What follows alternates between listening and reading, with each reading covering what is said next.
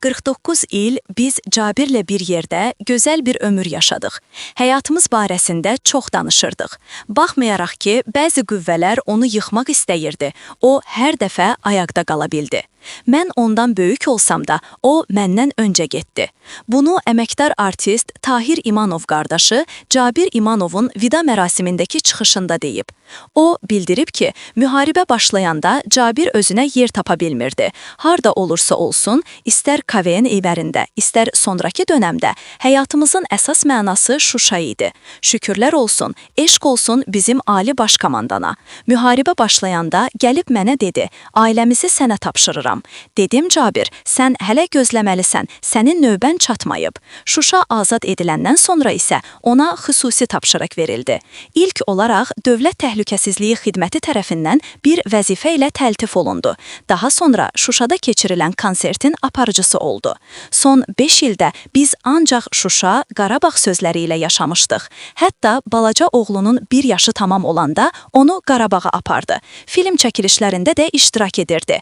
Bir dəfə mənə dedi, gələk Şuşanı gəzək. Elə bil hiss etmişdi. Uşaqlarla ora getmək mənim üçün böyük xoşbəxtlikdir deyirdi.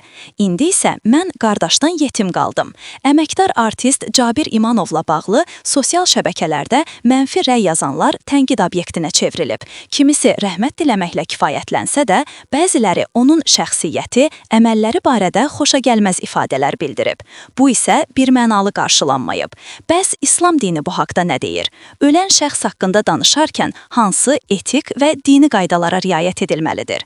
Global Info Aza danışan Qafqaz Müsəlmanları İdarəsi Qazılar Şurasının üzvü ilahiyyatçı Rüfət Qarayev bildirib ki, dünyasını dəyişmiş bir insanın arxasınca danışmaq nə etik baxımdan doğrudur, nə də İslam əxlaqına uyğun bir davranışdır. Vəfat edən birinin istər müsbət xüsusiyyətləri, istərsə də qüsurları olsa da, unutmamalıyıq ki, həmin şəxsin qəlbi sınmış, ailəsi, yaxınları, övladları var. Bir müsəlman olaraq bu insanları incitmək olmaz. Başqa tərəfdən, hər bir insanın həyatı boyunca həm müsbət, həm də mənfi xüsusiyyətləri olur. Allahın rəsulu buyurur ki, müsəlman ya xeyir danışar, ya da susar.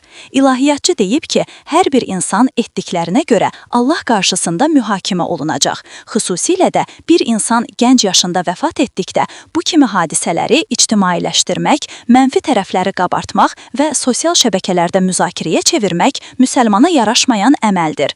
Bu səbəbdən də belə əməllərdən çəkinməyimiz daha məqsədə uyğundur.